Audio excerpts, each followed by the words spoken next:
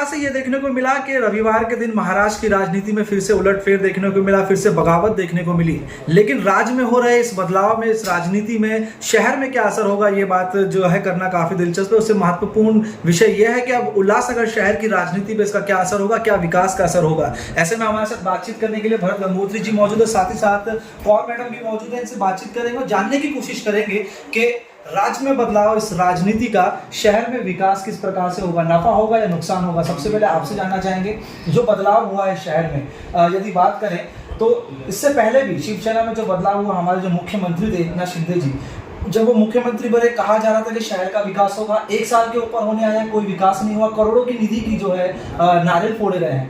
तो अब जो है उप मुख्यमंत्री तो विकास के लिए काफी अच्छे उन्होंने प्रयास किए हैं। आप ही को जो है 25 करोड़ की निधि दी जिससे आपने विकास किया था। तो इसका क्या असर देखने को मिलेगा शहर विकास के?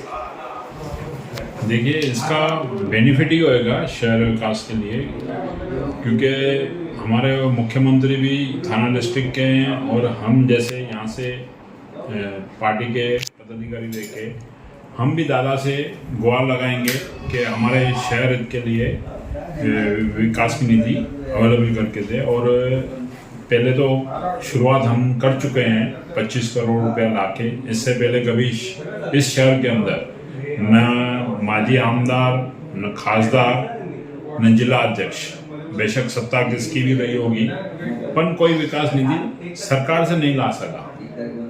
हमने लाके दिखाई, शुरुआत की, अब दूसरे लोगों ने भी शुरुआत की है। और रही बात हमारे सीएम साहब की, तो उन्होंने भी निधि दी है और कुछ विकास शुरू भी हो गए। जैसे हमारा नेताजी से कैलाश कॉलोनी का रोड है, वो शुरुआत हो चुकी है, और नेताजी से लाल चक्की, उसकी भी शुरुआत हो चुकी है। तो इसमें थोड़ा समय लगता है, जैसे निधि सैंक्शन करना, यूडी इधर से घूम के कलेक्टर, कोंकण भवन, काफ़ी समय लगता है। जैसे हमने भी जब 25 करोड़ लाए थे तो हमें भी ग्राउंड तक आने तक काम स्टार्ट करने में 1.5-2 साल लग गए। इस बीच में लोगों ने हम पे भी आरोप लगाए कि लगता है कि ये निधि भी इन्होंने हजम कर दी। तो ऐसा नहीं है, 100% अगर निधि सैंक्शन हुई है तो काम भी होगा, मगर थोड़ा टाइम लगता है। शहर के बड़े मुद्दों की यदि बात करें, जो जटिल समस्या है, डंपिंग ग्राउंड की यदि बात करें तो मुख्यमंत्री जो है जिला के होने के बाद भी उसका हल नहीं निकल पाया। धोखादायक इमारतों के लिए भी थोड़े दिन पहले जो है बातें चल रही थी कि इसका हल निकाला गया, लेकिन उसका जमीनी स्तर पे किसी तरीके का कोई कार्य नजर नहीं आया। तो इन चीज़ों के ऊपर किस तरीके से काम किया जाएगा, किस तरीके से जो है इसको हल करने की कोशिश की जाएगी? 100% देखिए, जैसे बदलापुर में अभी डंपिंग ग्राउंड के लिए हमें सरकार के सपोर्ट से हो रहा है। लास्ट टाइम नामी मैडम ने ये मुद्दा भी उठाया था, सीएम लेवल तक भी उठाया है, कमिश्नर को भी। अभी समझो दादा खुद डिप्यूटी सीएम बने हैं, तो इसकी गतिविधि और फास्ट हो जाएगी। हम ये विषय को जल्द से जल्द हल कराने के लिए प्रयास पूरी तरह से करेंगे। और रही बात जीआर की, जीआर में कुछ टेक्निकल कारण की वजह से किधर न किधर अड़चन आती है, जिसके कारण अभी तक, क्योंकि उसके पीछे सबसे बड़ा रीजन हम लोग है, जो आज तक डॉक्यूमेंटेशन जो प्रॉपर हमने किए नहीं है ना, उसके कारण उनको वो दिक्कतें हैं। अगर वो हमारे प्रॉपर रहते थे ना, तो आज हमें जीआर का कब का बेनिफिट होना चालू हो जाता था। ये बहुत सारी जटिल समस्याएं उसके अंदर आई हुई है, क्योंकि हमने भी बहुत सारा उसके ऊपर अध्ययन किया था। हम खुद कोर्ट में जाने वाले थे कि हाई कोर्ट में, कि भाई ये जल्द से जल्द लोगों का, मगर वो प्रॉपर अंदर बिठा नहीं पा रहे थे कि इस चीज़ को किस तरह से हल किया जाए। तो ऐसे गवर्नमेंट के पास भी हल नहीं होने के कारण लेट हो रही है, मगर समय पे आ ही जाएगा कुछ ना कुछ हल। उम्मीद है कि ये जो है फैसला भी जल्दी आएगा। यदि बात करें शहर की, तो 2 गढ़ देखने को मिलते थे राष्ट्रवादी के, एक कालानी परिवार और गंगोत्री टीम। तो ये देखने को मिलता था कि कई जगहों पर सेक्रीफाइस करना पड़ा। आमदारकी के चुनाव की यदि बात करें तो वहाँ पर आपको सेक्रीफाइस करना पड़ा, और भी जगहों पर यदि बात करें तो पॉलिटिकली आपको सेक्रीफाइस करना पड़ा। अब जिस तरीके से जो कि राष्ट्रवादी पार्टी का राज्य में जिस तरीके से परिवर्तन हुआ है, राष्ट्रवादी पार्टी में बगावत हुई है, तो क्या आपकी तैयारी रहेगी आने वाले समय में आमदारकी के लिए या फिर अन्य चीज़ों के लिए? और अगर उसके बाद भी कॉम्प्रोमाइज़ करना पड़ता है, तो थोड़े समय पहले जो कि बातचीत हो रही थी कि आपने भाजपा का रुख किया था, तो क्या ये बदलाव देखने को मिलेगा? भाजपा का रुख किया, भाजपा में प्रवेश करने की जो है चर्चा चल रही थी मीडिया में। अच्छा ऐसे बोलो ना, मैं बोला आप बोलते हैं अभी तो राष्ट्रवादी खुद ही आ गई भाजपा में, अगर टेंशन लेने की बात भाजपा में नहीं आई है, हमारी युति हुई है। हाँ, मर्ज नहीं हुई है। और हमारे पार्टी में भी अभी कोई बगावत नहीं है। आपको 2-4 दिन में सब क्लियर हो जाएगा।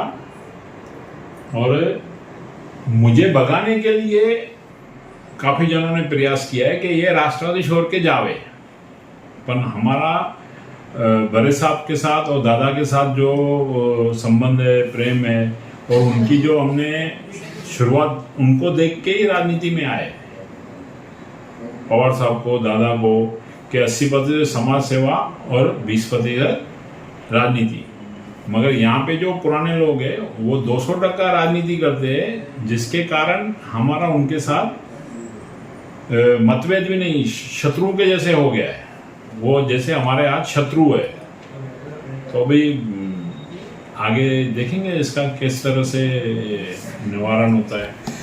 कौर मैडम जी, आपसे जानना चाहेंगे, जिस तरीके से यदि बात करें तो आप जो है राज्य की कार्यकारिणी में भी रह चुके हैं, और जो बड़ा बदलाव हुआ है इस राजनीति में, महाराष्ट्र की राजनीति में एक बार फिर से बगावत हुई है, तो सबसे पहले इस राजनीति को आप किस तरीके से देखते हैं, इस बदलाव को आप किस तरीके से समझते हैं, और इसका असर राज्य के साथ साथ हमारे शहर में क्या होगा, ये जानना चाहेंगे। देखिए, आज भी हमारे राष्ट्रीय अध्यक्ष आदरणीय बड़े साहब ही हैं। हम उनकी विचारधारा को लेके जो 80% जैसे सर ने बताया कि सामाजिक कार्य और 20% राजनीति की विचारधारा को लेके ही चल रहे थे, और आगे भी ऐसे ही चलेंगे। ये थोड़े दिन का थोड़ी उथल पुथल है, 2-3 दिन में सब सेटल हो जाएगा। और इसके साथ ही दादा ने जो फैसला लिया है, हम पूरी तरह से उनके फैसले के साथ हैं, क्योंकि दादा की जो कार्य करने की गति है वो बहुत फास्ट है, और पूरा ट्रांसपेरेंसी के साथ काम करते हैं, और हमेशा विकास के कार्यों को महत्व देते हैं, और विकास कार्य करने वालों के साथ होते हैं। हमारा विज़न पहले दिन से ही, जैसे आपको पता ही है, शहर के लिए जिस दिन से भी हम राजनीति में आए या जिलाध्यक्ष के पद पे भी आए थे, तो शहर को लेके हमारा विज़न जो था वो पहले दिन से ही वेरी क्लियर था। हम जब हमारा विज़न ही क्लियर था तो हम वही रिक्वेस्ट के साथ दादा के पास गए थे, और एक अच्छी निधि हमने शहर के लिए उपलब्ध करवाई थी। तो आज भी अगर दादा डिप्टी सीएम बने हैं, जिन भी परिस्थितियों में हैं, जो भी सर्कमस्टांसेस है ऊपर राज्य की, वो हो जाएंगी सेटल। पर हमें उम्मीद है कि उनके ये डिप्टी सीएम बनने से भी हमें, हमारे शहर को अच्छा फ़ायदा होगा। और राष्ट्रवादी के तो, जो आप शहर की परिस्थिति की बात कर रहे हैं, तो राष्ट्रवादी के कार्यकर्ता तो बहुत पहले से ही पवार साहब को चाहने वाले, दादा को चाहने वाले ऑलरेडी शहर में हैं। तो इससे पक्ष को भी फ़ायदा होगा, शहर को भी विकास होगा। यदि बात करें तो जो बदलाव देखने को मिला है, और जिस तरीके से कहा जा रहा है, भरत जी ने भी कहा कि राष्ट्रवादी पार्टी में कोई फूट नहीं है, लेकिन जिस तरीके से जो व्यक्तित्व किया गया रविवार के दिन, अजित पवार जी ने कहा कि अब जो है हम पार्टी के चिन्ह को भी लेने की कोशिश करेंगे। और अगर ये चीज़ होती है और ये जो दूरियां हैं और अगर बढ़ती है, तो उसके बाद शहर को लेकर जिस तरीके से भरत जी ने भी जो है कई जगहों पर कॉम्प्रोमाइज़ किया, आपने भी जो है, जब आप अध्यक्ष थे जिला के, तब वहाँ पे आपको कॉम्प्रोमाइज़ करना पड़ा। बहरहाल आपको तो जिला राज्य में जो है जगह दी गई थी, आपने वहाँ की कार्यकारिणी संभाली थी, तो उसके बाद क्या फॉर्मूला रहेगा, क्योंकि शहर में चुनाव जो है सर पे है आने वाले समय में, इसकी परिस्थिति किस तरीके से होगी? देखिए, जब हम जिलाध्यक्ष पद पे थे और फिर राज्य में गए, तब वो कॉम्प्रोमाइज़ नहीं था, वो एक प्रोटोकॉल था, और अपने पार्टी का, अपने वरिष्ठों का जो हमें था वो मान रखना था, तो वो हमने एक्सेप्ट किया। और उसके साथ जो अभी की सिचुएशन है उसको तो आने वाला समय ही बताएगा कि क्या सिचुएशन होगी, पर जो भी सिचुएशन होगी, हमारा निर्णय हमेशा अजीत दादा पवार के साथ ही रहेगा, और उनके ही विज़न को लेके हम आगे चलेंगे। शहर में जो राज्य में जो बदलाव हुआ है, एक तरफ भरत गंगोत्री टीम है, कालानी परिवार की टीम है, तो इसमें क्या कालानी परिवार के समर्थक जो कि शरद पवार जी के साथ हैं, उनके साथ कुछ बातचीत हुई है, कुछ हुआ है कि वो भी जो है अजित पवार जी के साथ जुड़ना चाहते हैं? अब दो जो है गठ हो चुके हैं, ये तो समय बताएगा कि वो एक होंगे कि नहीं होंगे, लेकिन क्या कुछ बात है कि कार्यकर्ताओं में भी बदलाव देखने को मिल रहा है, कार्यकर्ता भी को जो है अपने आप को स्विच करने की कोशिश कर रहे हैं? नहीं, ऐसा कुछ दिखने को मिल नहीं रहा है। और सोशल मीडिया के ही मैं चैनल से बहुत बार देखती हूँ कि जैसे आपने बोला कि ये राज्य स्तर की राजनीति है, और वो खुद एडमिट करते हैं बहुत बार कि हम लोकल राजनीति में बिलीव करते हो, प्रदेश की राजनीति में नहीं। तो इस विषय पे मैं कोई बात कर नहीं सकती।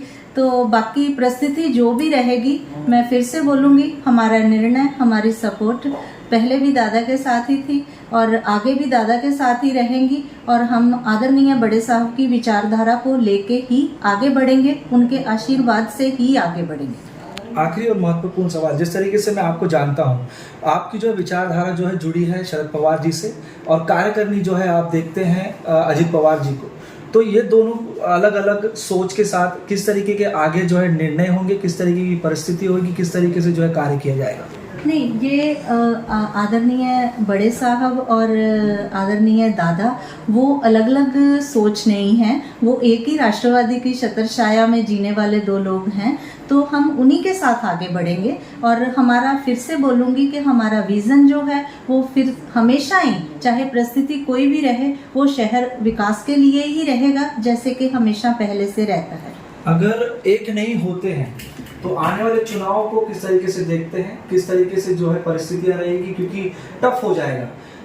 जिस तरीके से शिवसेना का बंटवारा हुआ, तो शिवसेना की दो गठ हैं, सीटों में भी बंटवारा होगा, उसके बाद राष्ट्रवादी में भी अभी देखा जाए तो उसमें भी बंटवारा होगा, जो है लड़ाई एक दूसरे से काफी टफ होगी। तो किस तरीके से उस चीज को देखते हैं? ये आने वाला समय बताएगा। हमसे बातचीत करने के लिए बहुत बहुत धन्यवाद। तो देखना यह है कि जिस तरीके से राज्य में जो बदलाव हुआ है राजनीति का, वो शहर पे क्या असर करता है, शहर में क्या विकास होता है, क्या नफा होता है, ये देखना काफी दिलचस्प होगा। और आने वाले समय में जिस तरीके से चुनाव होने हैं, उस पर इसका क्या असर देखने को मिलेगा, ये भी देखना काफी दिलचस्प होगा। कुणाल कपूर, बोल इंडिया।